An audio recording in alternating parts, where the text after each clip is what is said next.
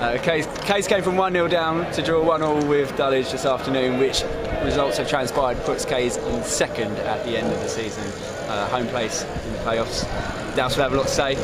Might as well interview him. Joined by Case manager Alan Dowson after this afternoon's 1-1 draw at Dulwich. Alan, 1-1 secures second place in the league. How big an achievement is that today and over the course of the season? 46 games, it doesn't lie. And we knew what the score was because Jimmy Street had just said it's in the first half, I'm not interested. Second half, keeps in tabs. And when we found out East Warwick were winning 4-2, we just, because the plan was to put 90 on earlier. The plan was to get D on earlier and Sam on like we have done the last couple of weeks. But because it was, we knew what was happening was very secure, we just felt sort of one more secure now. We could maybe sit them on the break. The last 10 minutes of the second half, they come out with again. About first 15-20 minutes, they get all this. See, when you play Dulwich sides, and because they've got them organised down here and they've got a good management team, it's always the first 15-20 minutes where you got your problems. It was at home and all this is here. If you don't come back, like, you get yourself in the game. But we didn't. We let it stop you goaling. And fair play to the lads. And first play to Sweeney getting in a good area. But yeah, I'm pleased. 46 games, the table never lies. Whatever everybody says, And how pleased were you with the way we defended the last 10-15 minutes? Because there's a problem with Page. Page come to deal for flu. He shouldn't have played.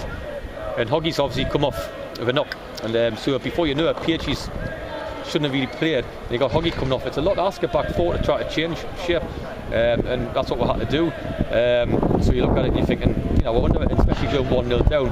So that's when you give credit to your players, not the management team. You give credit to your players because you've come back into that with your left back off and your centre half not well and all of this. It's a fair play to them, to be honest. So I'm pleased with the defending. And how big a goal was it at a crucial time from Dan Sweeney? Unbelievable time. You always fancy Dan and keep encouraging him to get in the areas. Still, he's probably one of the youngest players, if not the youngest on the pitch again. He's still, people talk about how good Laidlaw is, which he is, and how good Paps is doing, which he has. But don't forget Dan either, because he's been as good as anybody, and he's the youngest player we've got, and we'll get money for him one day, but we'll, hopefully in the summer. Andre McCullin up front today, or on the right side of the field today, he put a shift in today. Works hard, he's done well in the last couple of weeks there, Yes, his best position in the playoffs will go into that, we will, I imagine. But at the same time, he didn't affect him today, and he could have done it. He comes in on his left foot, or he can go outside on his right. He's got 2 feet. You can do so people show him down the lane. He's quite happy going down his right hand side and have shots. If people show him inside, he's comfortable on his left. So he puts in a good shift. He's done well. Andre, he's had a good season, hasn't he? He's done fair. I know Moss has got all the awards and probably rightly so because he's played every game. But Andre's had a great shift as well, a great season. So I wouldn't like to see where we'll be without him, to be honest.